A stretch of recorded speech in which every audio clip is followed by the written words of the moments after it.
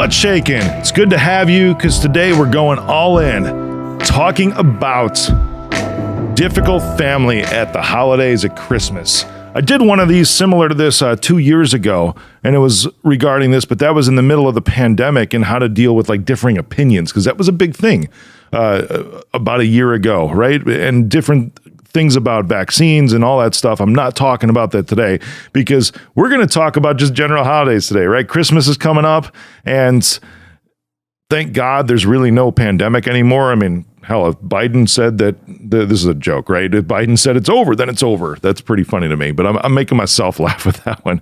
But today, I'm going to talk about ways, like very real ways, very applicable ways that you can go into this year when you think you have difficult family members to deal with. You know, this is one of the biggest things that can like make or break your holidays typically, you know, for people that think that they have troubles with this, because family is like everything. And family's such a powerful force in life that it can even create senses of obligation and all these other emotions that go around spending time with people in your close family at Christmas.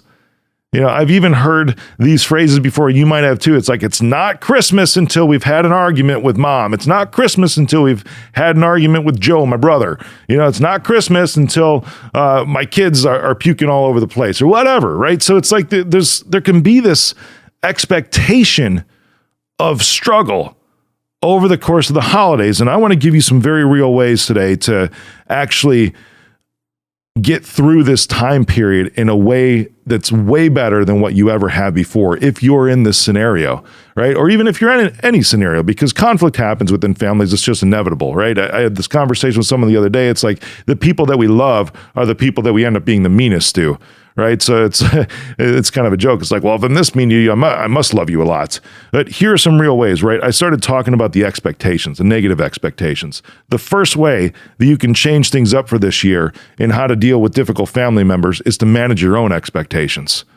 Because if you know that this person in your family, whatever relative it is going to have an issue with whatever's going on, manage your own expectations, right? Rather than like stressing out about it and knowing that that's going to happen, just know that that's going to happen and then start to mentally prepare yourself for how you're going to deal with that ahead of time, right? Because truthfully, I'm going to get very real here and very direct.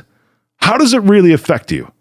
Except for that day, right? And maybe it's time to like change plans up or something like that. I don't know, but managing your expectations is the best way to go about doing something like this, right? So instead of reacting to other people, here's one way to do it. Try to observe your other family members. Because a lot of times if they're stirring up stuff and they've got strong opinions on things, it could be because there's something that's going on in their lives, or maybe it's unresolved trauma that they had from 20, 30, 40, 50, 60 years ago. And when you start to look at things that way, you can actually have more compassion when you observe how they interact, because people will give you clues as to what they're looking for in their life and how they really want to interact. So if somebody's challenging you on something with a strong opinion, whatever it is, just observe them. Maybe observe how they're acting instead of reacting to them. And then just listening. That's it. You don't necessarily have to respond. So manage your expectations.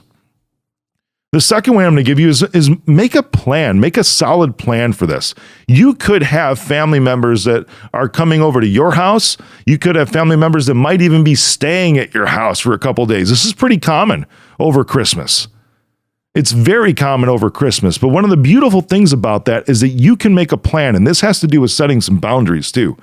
Because if they're coming to your house, let's say for a whole week or something like that, right? Over Christmas, maybe even extending longer than a week and staying through New Year's, because you are the one that could be hosting and they're staying at your place, or maybe this could be even in reverse that you're staying at their place for that long, right? If it's parents, if it's siblings, whatever it is, start making plans now. And these plans are really boundary related because you could have other things to do. There is nothing for you to feel obligated about spending every waking moments with your family, whether they're staying by you, whether you're staying by them.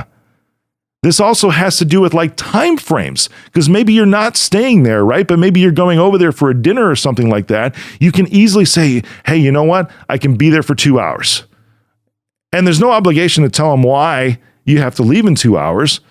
If they ask, oh, well, what's going on? We'd love you to stay for this. They're like, I'm sorry, I just can't today. There's some other things that I want to do that day, some other people I want to see, which could be real. Or you could even want to go out, right? It doesn't matter. Because these are ways to make solid plans around the boundaries about how much time you're actually spending with these individuals. Because deep down inside, I know that for most of you listening that you really, really love the family members that drive you nuts. Okay, I know it. Otherwise, you wouldn't go over there. I mean, you grew up with these people. There's this bond that really is hard to break. You want to be with them, even though you might feel obligated in some way, you still, in some deep down way, even if it's a little bit, actually want to be with them. So make a plan. Make a plan to put boundaries around what's going on. If you have a family and you have kids of your own and you have parents or siblings staying with you, just say, hey, you know what? These days, we're just spending time as a family. You can stay at the house, whatever, but we're going out. We're going to go out to dinner here. We're going to go see Christmas lights this year just as a family, because you can maintain your own immediate family traditions, even in the midst of being with other family members for an extended period of time. It's pretty cool, isn't it? I think so. Another way, which I kind of alluded to a little bit in this last one, is actually hosting yourself, hosting everything on your own house, your own condo, whatever. And I was about to say hosting it on your own terms. That's really what this does for you. And this is something that I've been practicing for every year because it gives you a little more control over what's going on. Mine doesn't have to do with rough family members at all. I love spending time with my family, but hosting gives me the opportunity to have the food that I like. It gives me the opportunity to structure the way that I want. It gives me the opportunity to, which is something I really, really love to do. This is really like the root of it, is I love to provide a good time for everybody else. That's something that really, really fulfills me. So if I can host, that means that I'm able to fulfill an awesome day for a bunch of other people. And I love doing that. But if it's difficult family members, which is what we're really talking about today, this is a way to kind of control what's going on. And it's on your own terms because you're the one that's hosting, which means you can also set the start time and you can set the end time. And I'm going to encourage you to make that end time. Don't just tell your family, hey, come over at 1 o'clock. Hey, come over at 4 o'clock. Hey, come over at 6 o'clock. Be like, hey, we're hosting. Come over between 1 and 3. Come over today between 5 and 9.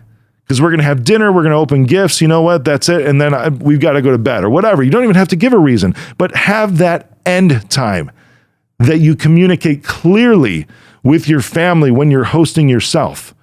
It's such an amazing way to do those things and have some sort of control and create those boundaries so you can actually sort of push the interactions in a way that you want to. And as far as the interactions go, I talked about this a little bit in previous episodes too, when it comes to conflict, because conflict can come up, of course, right? And these interactions, right? Of course, if you have a limited period of time, if you're setting that start and end time, it kind of minimizes the opportunity for those conflicts to come up. I mean, if you're spending 9 hours with each other on any given day because there's no opportunity for an end time whatsoever, then there's a lot more time for possibility for these conflicts to come up. So one of the ways to actually minimize those types of things is to have those start and end times. But when they do occur, because we're talking about difficult family member moments here over Christmas, right? When they do occur, ask a lot of questions. Instead of reacting, this comes back to the first part of what we talked about today. Instead of reacting, ask a lot of questions just to try to understand their perspective. You don't have, it'll take some practice, and this is really shifting your mindset on this. Right, especially if you have an ongoing conflict that's happening right now, you could be in those shoes to where you are dreading Christmas with family because of a conflict that's existing right this moment. You can try to address that beforehand and resolve it, which is a good way to go. Or if that's not a possibility for you right now and you're still going to spend Christmas with those people, that's something to be commended in and of itself. And that is actually a good way to even frame things up when you arrive or when they arrive by you, is to say, hey, you know what? I know these past couple of weeks, these past couple of months have been rough for us. We haven't agreed on a lot, or we haven't agreed on this. I know we've been struggling to find some common ground on this topic. I just want to let you know that in spite of all that, I'm still here today, and I'm still happy that you're here today. So how about we have a good holiday together? Isn't that amazing?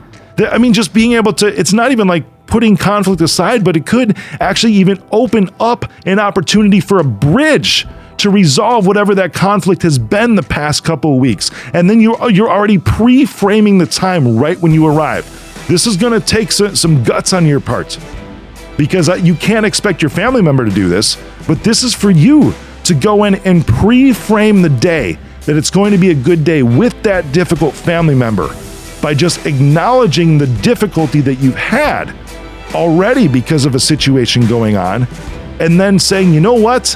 That all doesn't matter right now because I'm happy to be here with you today and I want to have an awesome day with you. That's powerful. That's incredible.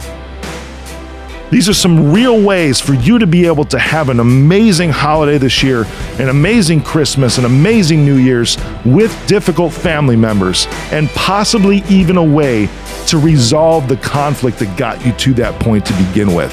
So Merry Christmas. Go all in.